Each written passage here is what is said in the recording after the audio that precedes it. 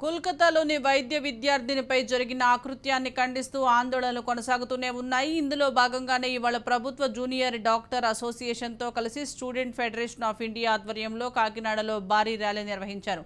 సమాజంలో ఇతర ఏ మహిళపై కూడా ఇలాంటి ఆకృత్యాలు జరగకుండా చైతన్యం తెచ్చే నిమిత్తం ఈ ర్యాలీ నిర్వహించినట్లుగా ఎస్ఎఫ్ఐ నగర కార్యదర్శి సూరిబాబు తెలిపారు. కేంద్ర రాష్ట్ర ప్రభుత్వాలు మహిళలు, యువతులు, బాలికలు రక్షణ కోసం ప్రత్యేక చట్టాలు తీసుకురావాలని డిమాండ్ చేశారు.